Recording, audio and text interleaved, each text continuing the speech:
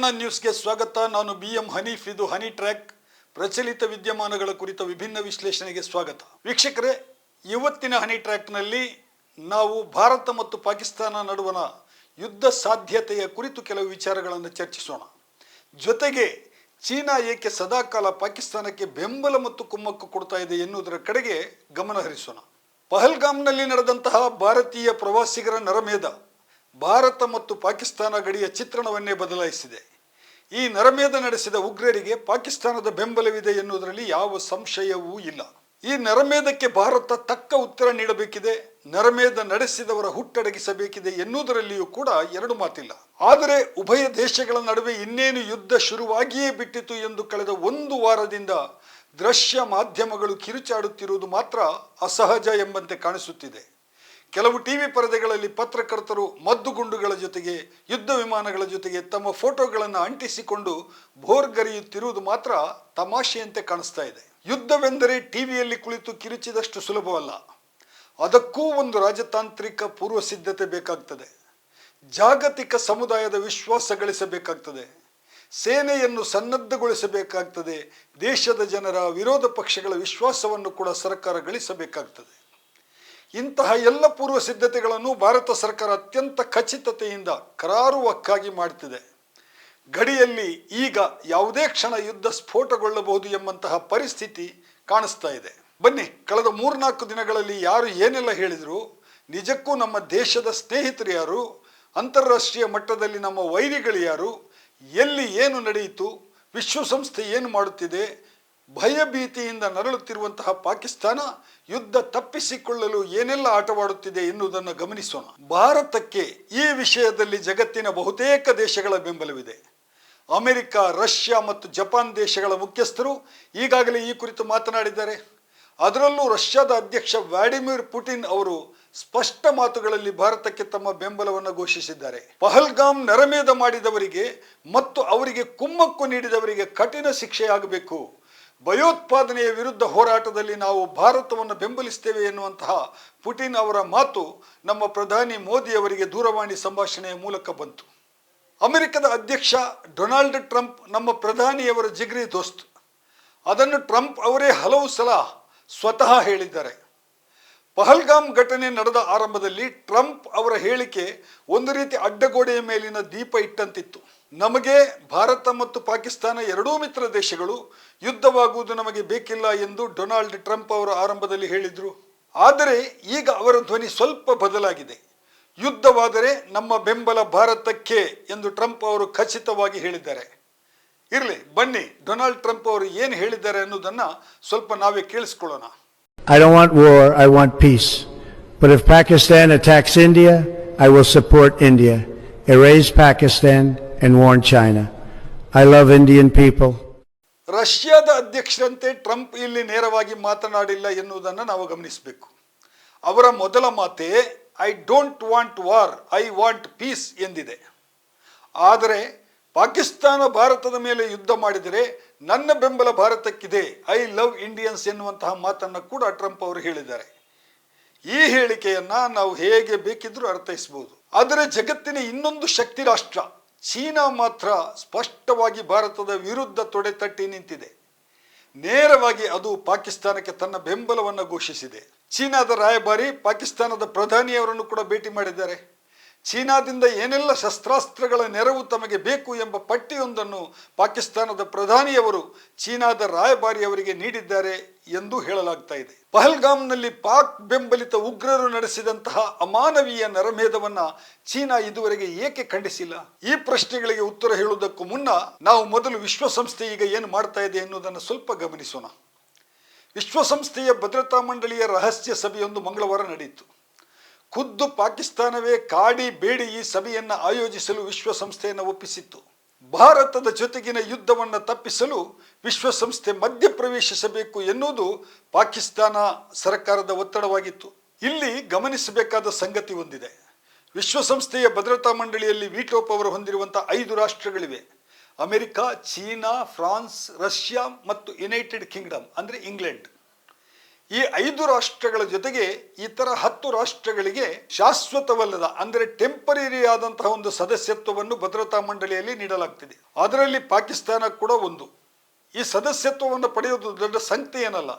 ಈ ರಾಷ್ಟ್ರಗಳ ಜೊತೆಗೆ 10 ಇತರ ರಾಷ್ಟ್ರಗಳಿಗೆ ಶಾಶ್ವತವಲ್ಲದ ಅಂದರೆ ಟೆಂಪರರಿ ಆದಂತಹ ಒಂದು ಸದಸ್ಯತ್ವವನ್ನು ಕೂಡ ಭದ್ರತಾ ಮಂಡಳಿಯಲ್ಲಿ ನೀಡಲಾಗ್ತಿದೆ. ಅದರಲ್ಲಿ ಪಾಕಿಸ್ತಾನ ಕೂಡ ಒಂದು.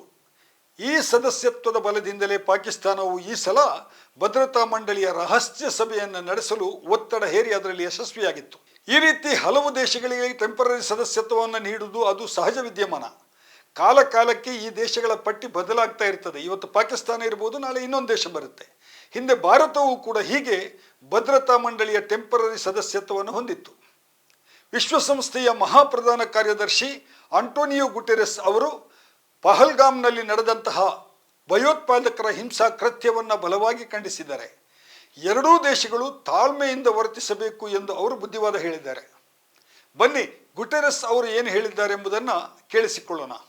Tensions between India and Pakistan are at their highest in years. I deeply respect and I am profoundly grateful to the government of people of both countries and their significant contributions to the work of the United Nations, not least UN peacekeeping. And so it pains me to see relations reaching a boiling point. I understand the raw feelings following the awful terror attack in Pahalgam on 22 April. I once again strongly condemn that attack and extend my condolences to the families of the victims. Targeting civilians is unacceptable, and those responsible must be brought to justice through credible lawful means. It is also essential, especially at this critical hour, to avoid a military confrontation that could easily spin out of control. Now is the time for maximum restraint and stepping back from the brink. That has been my message in my ongoing outreach with both countries. Make no mistake, a military solution is no solution. And I offer my good offices to both governments in the service of peace. The United Nations stands ready to support any initiative that promotes de-escalation, diplomacy and the renewed commitment. ಎರಡೂ ರಾಷ್ಟ್ರಗಳಲ್ಲಿ ಪರಮಾಣು ಅಸ್ತ್ರಗಳಿವೆ. ಎರಡೂ ದೇಶಗಳು ತಾಳ್ಮೆಯಿಂದ ಈ ಸಂದರ್ಭದಲ್ಲಿ ವರ್ತಿಸಬೇಕು ಎಂದು ಗುಟೆರಸ್ ಅವರು ಹೇಳಿದ್ದಾರೆ. ಆದರೆ ಅವರು ಕೊನೆಯದಾಗಿ ಪಾಕಿಸ್ತಾನಕ್ಕೆ ಒಂದು ಮಾತನ್ನು ಸ್ಪಷ್ಟವಾಗಿ ಹೇಳಿದ್ದಾರೆ. ಹೋಗಿ ಭಾರತದ ಜೊತೆಗೆ ಮಾತನಾಡಿ ನಿಮ್ಮ ವಿವಾದವನ್ನು ನೀವೇ ಬಗೆಹರಿಸಿಕೊಳ್ಳಿ ಎನ್ನುವಂತಹ ಮಾತು. ಅಂದರೆ ಭದ್ರತಾ ಮಂಡಳಿಯ ಮೂಲಕ ಯುದ್ಧವಾಗದಂತೆ ತಡೆಯುವ ಅಥವಾ ಈ ಭಾರತ ಪಾಕ್ ಸಂಘರ್ಷದ ನಡುವೆ ವಿಶ್ವಸಂಸ್ಥೆಯನ್ನು ಹಸ್ತಕ್ಷೇಪ ಮಾಡುವ ರೀತಿಯಲ್ಲಿ ಮಾಡುವಂತಹ ಒಂದು ಪ್ರಯತ್ನದಲ್ಲಿ ಪಾಕಿಸ್ತಾನ ವಿಫಲವಾಗಿದೆ ಎನ್ನುವುದು ಸ್ಪಷ್ಟ. ಈಗ ಚೀನಾದ ವಿಷಯಕ್ಕೆ ಬರೋಣ. ಚೀನಾ ಏಕೆ ಸದಾಕಾಲ ಪಾಕಿಸ್ತಾನದ ಬೆಂಬಲಕ್ಕೆ ನಿಲ್ತಾ ಇದೆ? ಇದಕ್ಕೂ ಹಲವು ಕಾರಣಗಳಿವೆ. ಮೊದಲನೇದಾಗಿ ಅಮೆರಿಕದ ವಿರುದ್ಧ ಸದಾ ತೊಡೆತಟ್ಟಿ ನಿಂತಿರುವಂತಹ ಚೀನಾಗೆ ಅರಬ್ಬಿ ಸಮುದ್ರದ ಮೂಲಕ ವ್ಯಾಪಾರ ಮಾಡಲು ಪಾಕಿಸ್ತಾನವೇ ಅತ್ಯಂತ ಮುಖ್ಯವಾದಂತಹ ದಾರಿ. ಚೀನಾ ಮತ್ತು ಕೊಲ್ಲಿ ದೇಶಗಳ ನಡುವೆ ದುಬೈ ಇರಬಹುದು, ಬಹರೇನ್ ಇರಬಹುದು, UAE ಇರಬಹುದು, ಇವುಗಳ ಮಧ್ಯೆ ತೈಲೋತ್ಪನ್ನಗಳು ಮತ್ತು ಇತರ ಕಾರ್ಗೋಗಳ ಸಂಚಾರಕ್ಕೆ ಚೀನಾಕ್ಕೆ ಪಾಕಿಸ್ತಾನದ ನೆರವು ಬೇಕೇ ಬೇಕು. ಎರಡನೇ ಕಾರಣ ಶಸ್ತ್ರಾಸ್ತ್ರ ಮಾರಾಟ. ನಿಮ್ಗೆ ಆಶ್ಚರ್ಯ ಆಗಬಹುದು, ಚೀನಾ ಇವತ್ತು ಮಾರಾಟ ಮಾಡ್ತಾ ಇರುವಂತಹ ಒಟ್ಟು ಶಸ್ತ್ರಾಸ್ತ್ರಗಳಿದೆಯಲ್ಲ, ಅವುಗಳ ಪೈಕಿ 47% ಶಸ್ತ್ರಾಸ್ತ್ರಗಳನ್ನು ಖರೀದಿಸುವುದೇ ಪಾಕಿಸ್ತಾನ. ಮೂರನೆಯ ಕಾರಣ ಒಂದಿದೆ, ಅದು ಭಾರತದ ಜೊತೆಗೆ ಅಮೆರಿಕದ ಫ್ರೆಂಡ್ಶಿಪ್. ಈ ಭಾರತದ ಜೊತೆಗಿನ ಅಮೆರಿಕದ ಸಖ್ಯ ಹೆಚ್ಚಾಗಿರೋದ್ರಿಂದಲೇ ಇವತ್ತು ಚೀನಾಗೆ ಅದು ಕಣ್ಣ ಕಿಸುರಾಗಿದೆ. ಏಷ್ಯಾದಲ್ಲಿ ತನ್ನ ಪ್ರಾಮುಖ್ಯತೆಯನ್ನು ಹೆಚ್ಚಿಸಿಕೊಳ್ಳಲು ಚೀನಾ ಈಗ ಪಾಕಿಸ್ತಾನವನ್ನೇ ನಂಬಿಕೊಂಡಿರಬೇಕಾಗಿದೆ ಮತ್ತು ಪಾಕಿಸ್ತಾನವನ್ನು ಬಳಸಿಕೊಳ್ತಾ ಇದೆ.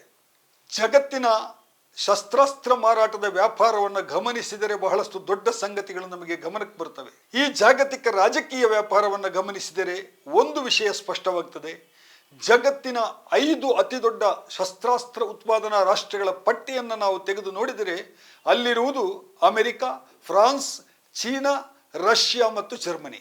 ಈ ದೇಶಗಳಿಗೆ ತಮ್ಮ ಶಸ್ತ್ರಾಸ್ತ್ರಗಳು, ತಮ್ಮ ದೇಶದಲ್ಲಿ ಏನು ಉತ್ಪಾದನೆಯಾಗಿದೆ ಆ ಶಸ್ತ್ರಾಸ್ತ್ರಗಳು, ಮದ್ದುಗುಂಡುಗಳು ನಿರಂತರವಾಗಿ ಮಾರಾಟ ಆಗ್ತಾ ಇರಬೇಕು. ಹಾಗೆ ಮಾರಾಟ ಆಗ್ತಾ ಇರಬೇಕಾದ್ರೆ ಜಗತ್ತಿನ ಯಾವ ಭಾಗದಲ್ಲಾದರೂ, ಯಾವ ದೇಶದಲ್ಲಾದರೂ ಯುದ್ಧಗಳು ನಡೀತಾ ಇರಬೇಕು. ಪಾಕಿಸ್ತಾನದ ಸೇನೆಯಲ್ಲಿರುವಂತಹ ಶಸ್ತ್ರಾಸ್ತ್ರಗಳು, ಯುದ್ಧದ ಟ್ಯಾಂಕರ್ಗಳು ಮತ್ತು ಯುದ್ಧ ವಿಮಾನಗಳ ಪಟ್ಟಿಯನ್ನು ನೀವು ತೆಗೆದು ನೋಡಿದರೆ ಅದರಲ್ಲಿ ಅರ್ಧದಷ್ಟು ಅಮೆರಿಕವೇ ಮಾರಾಟ ಮಾಡಿದ್ದು ಕಾಣಸಿಗುತ್ತೆ. ಆದರೆ ಮಾರಾಟ ಮಾಡಿದಂತಹ ಸಂದರ್ಭಗಳು ಬೇರೆ ಅಷ್ಟೇ. ಇನ್ನು ಭಾರತ ಮತ್ತು ಪಾಕಿಸ್ತಾನ ಎರಡಕ್ಕೂ ಶಸ್ತ್ರಾಸ್ತ್ರಗಳನ್ನು ಮಾರಾಟ ಮಾಡುವಂತಹ ಕೆಲವು ದೇಶಗಳಿವೆ. ಅವುಗಳಲ್ಲಿ ಫ್ರಾನ್ಸ್ ಇದೆ, ಬ್ರಿಟನ್ ಇದೆ, ಜರ್ಮನಿ ಇದೆ. ಈ ಮೂರೂ ದೇಶಗಳು ಯುದ್ಧ ಸಾಮಗ್ರಿಗಳನ್ನು ಭಾರತ ಮತ್ತು ಪಾಕಿಸ್ತಾನ ಎರಡೂ ದೇಶಕ್ಕೆ ದೊಡ್ಡ ಮಟ್ಟದಲ್ಲಿ ಮಾರಾಟ ಮಾಡ್ತಾ ಇವೆ. ಇರಲಿ, ಏನು ಮಾಡಲಿಕ್ಕಾಗುತ್ತೆ, ಅದು ಶಸ್ತ್ರಾಸ್ತ್ರ ಉತ್ಪಾದನೆ ಮತ್ತು ಮಾರಾಟ ಮಾಡುವಂತಹ ದೇಶಗಳ ವ್ಯಾಪಾರ ನಿಯಮ. ಆದರೆ ನಮಗೆ ಇವತ್ತು ಬಂದಿರುವಂತಹ ಪ್ರಶ್ನೆ ನಮ್ಮ ದೇಶದ ಸಾರ್ವಭೌಮತ್ವದ್ದು. ದೇಶದ ಸಾರ್ವಭೌಮತ್ವದ ಪ್ರಶ್ನೆ ನಮ್ಮ ಮುಂದೆ ಬಂದಾಗ ನಾವು ಯಾರ ಜೊತೆಗಾದರೂ ಯುದ್ಧಕ್ಕೆ ಸಿದ್ಧರಾಗಿರಲೇಬೇಕಾಗುತ್ತೆ. ಪಾಕಿಸ್ತಾನ ನೋಡಿ, ಈಗಾಗಲೇ ಆರ್ಥಿಕವಾಗಿ ದಿವಾಳಿಯಾಗಿದೆ. ಅಲ್ಲಿ ಬಡತನ ಇದೆ, ನಿರುದ್ಯೋಗ ಸಮಸ್ಯೆ ಬಹಳ ದೊಡ್ಡ ಮಟ್ಟದಲ್ಲಿದೆ, ಜನರು ಬಹಳ ಸಂಕಷ್ಟದಲ್ಲಿದ್ದಾರೆ. ಹಾಗಿದ್ದೂ ಕೂಡ ಪಾಕಿಸ್ತಾನದ ಮಿಲಿಟರಿ ಮತ್ತು ಅಲ್ಲಿಯ ಗೂಢಚರ ಸಂಸ್ಥೆ ISI ಭಾರತದ ಗಡಿಯಲ್ಲಿ ಭಯೋತ್ಪಾದಕರಿಗೆ ತರಬೇತಿ ನೀಡುವ, ಶಸ್ತ್ರಾಸ್ತ್ರಗಳನ್ನು ಒದಗಿಸುವ ಮತ್ತು ಕುಮ್ಮಕ್ಕು ಕೊಡುತ್ತಿರುವಂತಹ ಆಟವನ್ನು ಆಡ್ತಾ ಇದೆ. ಇಂತಹ ಕುತಂತ್ರಗಳಿಗೆ ಆ ದೇಶ ತಕ್ಕ ಪ್ರತಿಫಲವನ್ನು ಉಣ್ಣುವಂತಹ ಕಾಲ ಈಗ ಬಂದಿದೆ ಎನ್ನುವುದಂತೂ ನಿಸ್ಸಂಶಯ. ವೀಕ್ಷಕರೇ, ಇದು ಇವತ್ತಿನ ಹನಿ ಟ್ರ್ಯಾಕ್. ನಾಳೆ ಮತ್ತೊಂದು ವಿಷಯದ ಜೊತೆಗೆ ಮತ್ತೆ ನಿಮ್ಮ ಮುಂದೆ ಬರ್ತೇನೆ. ತ್ರಿವರ್ಣ ನ್ಯೂಸ್ನ ಸ್ಪೆಷಲ್ ಸ್ಟೋರಿಗಳನ್ನು ನೋಡ್ತಾ ಇರಿ. ಸಬ್ಸ್ಕ್ರೈಬ್ ಆಗದಿದ್ದವರು ಬೆಲ್ ಐಕಾನ್ ಒತ್ತಿ ದಯವಿಟ್ಟು ಸಬ್ಸ್ಕ್ರೈಬ್ ಆಗಿ. ನಮಸ್ಕಾರ.